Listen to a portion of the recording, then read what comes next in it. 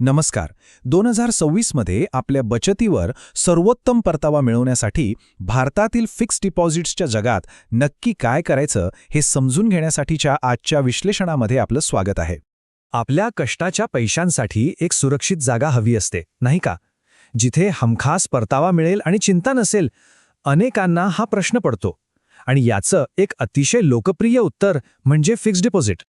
तर fixed deposit म्हणजे FD हे नक्की काय आहे? हे एक असं बचत साधन आहे जिथे आपण एक ठराविक रक्कम ठराविक कालावधीसाठी बँकेत ठेवतो आणि बँक आपल्याला त्यावर निश्चित दराने व्याज देण्याची हमी देते. एकदम सोपं आणि सुरक्षित. चला आता आपण थेट सगळ्यात महत्त्वाच्या मुद्द्याकडे येऊया. सध्या बाजारात सर्वाधिक व्याजदर कोणती बँक देत आहे? पण एक मिनिट थांबा, गोष्ट वाटते तितकी सोपी नाहीये. सर्वाधिक दर देणाऱ्या बँका कदाचित त्या नसतील ज्यांची नावं आपल्या डोक्यात पटकन येतात.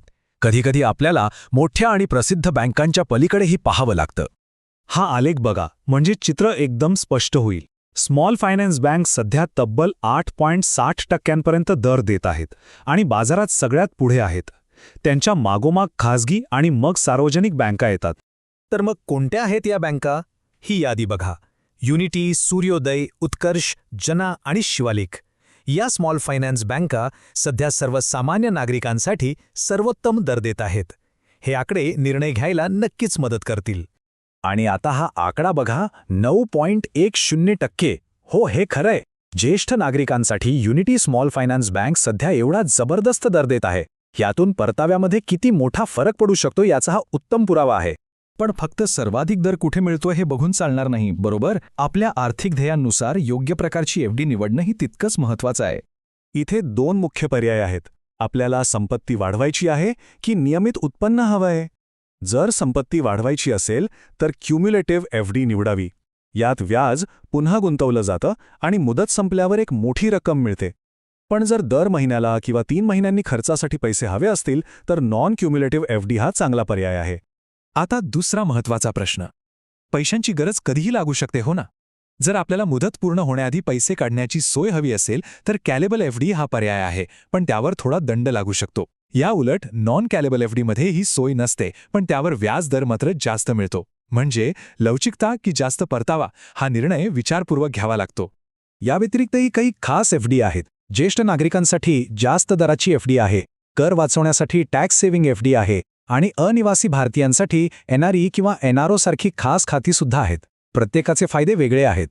चला आता संपूर्ण बँकिंग क्षेत्रावर एकदा नजर टाकूया, जेणेकरून आपल्याला एकंदरीत चित्र स्पष्ट होईल. इथे बघा, स्मॉल फायनान्स बँका टॉपवर आहेतच, पण याचा अर्थ असा नाही की दुसऱ्या बँका खूप मागे आहेत. खासगी आणि सार्वजनिक बँकासुद्धा चांगले आणि स्पर्धात्मक दर देत आहेत. त्यामुळे आपल्या गरजेनुसार सगळ्या पर्यायांचा विचार करणं महत्त्वाचं आहे. चला एक प्रत्यक्ष उदाहरण पाहूया. समजा 3 वर्षांसाठी FD करायची आहे, तर युनिटी स्मॉल फायनान्स बँक 8% दर देते, तर DCB बँक, जी एक खासगी बँक आहे, ती 7.25% आणि सेंट्रल बँक ऑफ इंडिया, एक सार्वजनिक बँक, 7.25% दर देते. हा जो फरक आहे ना, तो मुदत संपल्यावर परताव्यामध्ये खूप मोठा बदल घडवतो. बरं, आत्तापर्यंत आपण बरीच माहिती घेतली.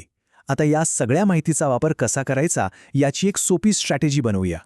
FD निवडताना फक्त या 4 सोप्या पायऱ्या लक्षात ठेवा. पहिलं, आपलं आर्थिक ध्येय काय आहे ते ठरवा.